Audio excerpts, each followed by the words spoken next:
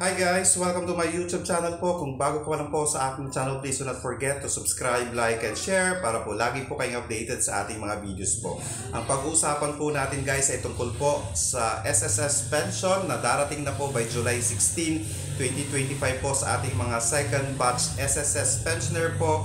Abang na po kayo by next week dahil makikredit na po iyan sa inyong mga ATM accounts. Normal crediting po tayo dahil hindi po holiday or hindi po weekends ang July 16. Ito po ay Wednesday. Ayan po. And tinatawagan din po ng pansin ang mga dapat mag-comply ng ACOP or Annual Confirmation of Pensioner po. Ayan po. Nasa kalagitnaan na po tayo ng buwan.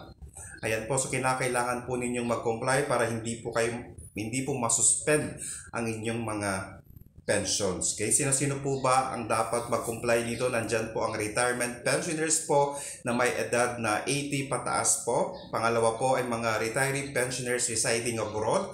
Pangatlo po ay mga survivorship pensioners po. Pang-apat po dito ay mga total disability pensioner po. At pang-lima po dito ay dependents pensioner po. Kinakailangan po ninyong mag-comply sa birth month po ninyo or sa birth month po ng inyong spouse or birth month po ng inyong parent. Ayan po. Kinakailangan po ninyong gawin ito para hindi po masuspend ang inyong monthly pension. Ulitin po natin sa ating mga SSS pensioners po. Next week na po yan, July 16. Makikredit na po yan sa inyong ATM accounts. Ayan po. So, sana po nakatulong po ako. Please do not forget to subscribe, like, and share para po lagi po kayong updated sa ating mga videos. Maraming salamat po and stay safe. Bye-bye!